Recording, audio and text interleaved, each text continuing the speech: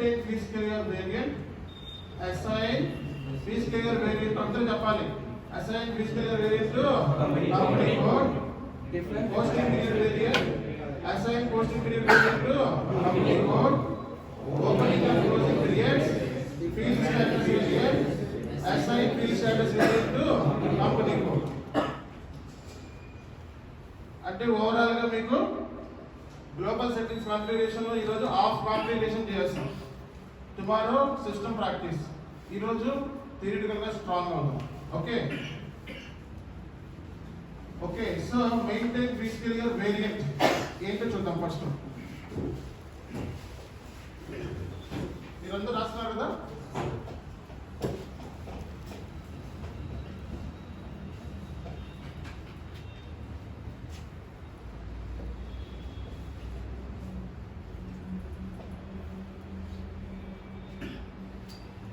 Maintain fiscal year variant.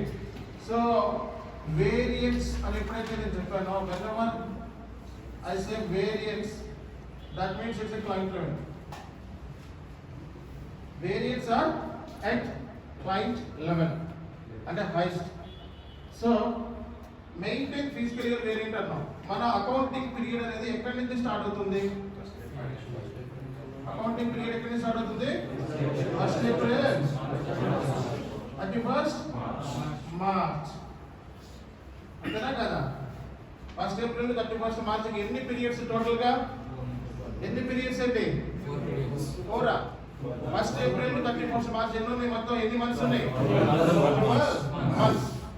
కానీ SAP లో 16 posting periods అంటే 16 పీరియడ్స్ ఇవ్వడం జరిగింది. టోటల్ గా 16. సార్ అడిషనల్ గా 4 ఎందుకు ఇచ్చారు అనేది క్వశ్చన్. అంతేనా కదా?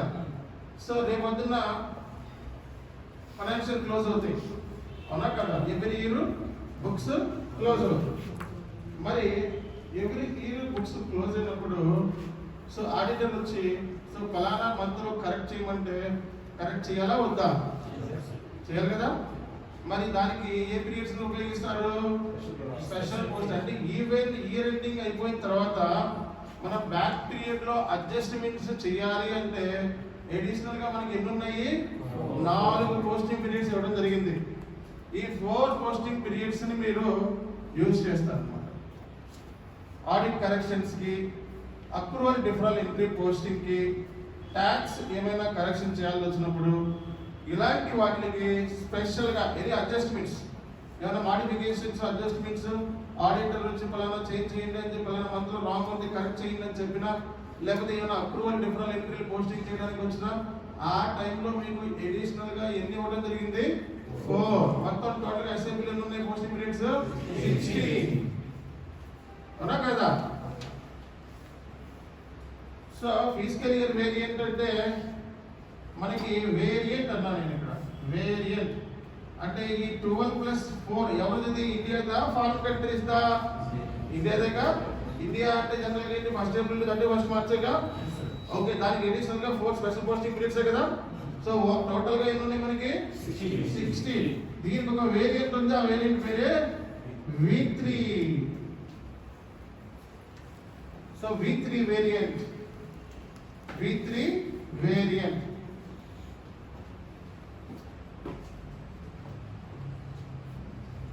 సో ఓవరాల్ గా మనకి SAP లో ఎన్ని పోస్టింగ్ పీరియడ్స్ ఉన్నాయి? 16. 4 స్పెషల్ పోస్టింగ్ పీరియడ్స్ దేనికి? Adjustments, audit corrections, approval డిఫరల్ entry posting, ఎన్ని ట్యాక్స్ కరెక్షన్స్ వచ్చినప్పుడు, మంత్ ఎండింగ్ లో, ఇయర్ ఎండింగ్ అది కరెక్షన్ చేయాల్సి వచ్చినప్పుడు ఏ పీరియడ్స్ ఉపయోగిస్తాం? ఈ పీరియడ్స్ ని స్పెషల్ పోస్టింగ్ పీరియడ్స్ ని యూజ్ చేస్తాం. ఓకే, సో ఓవరాల్ గా మనకి ఎన్ని ఉన్నాయి? 16 పోస్టింగ్ పీరియడ్స్. సో దీనికి వేరియంట్ ఏంటి? V3.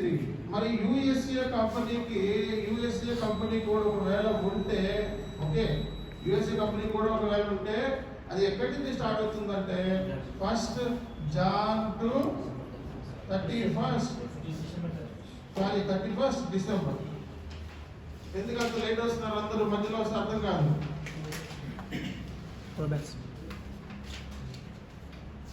ఓకే.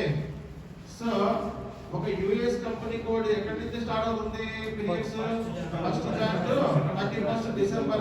మరి దీనికి ఎన్ని పోస్టింగ్ పీరియడ్స్ ఉన్నాయి SAP లో? ఎన్ని ఉన్నాయి? 16 2లా 16 16 పోస్టింగ్ పీరియడ్స్. ఎన్ని? 16 పోస్టింగ్ పీరియడ్స్ ఉన్నాయి టోటల్ గా. అంటే యుఎస్ఏ కంపెనీ కోడ్ ఎక్కడైతే ఉంటుందో దానికి ఎన్ని పోస్టింగ్ పీరియడ్స్ ఉన్నాయి? 16. అలాగే SAP లో మనకి సో కంట్రీకి మనకి వేరియంట్ ఉంటుంది. యుఎస్ఏకి వేరియంట్. ఎవరైతే 1st April నుండి 31st March వరకు ఫాలో అవుతున్నారో వాళ్ళకి వేరియంట్ ఏంటి? V3 variant. ఎవరైతే 1st Jan నుంచి 31st December కి ఫాలో అవుతున్నారో వాళ్ళ వేరియంట్ ఏంటి? K4. అంటే వీళ్ళకి కూడా 12+4 అంటే 16.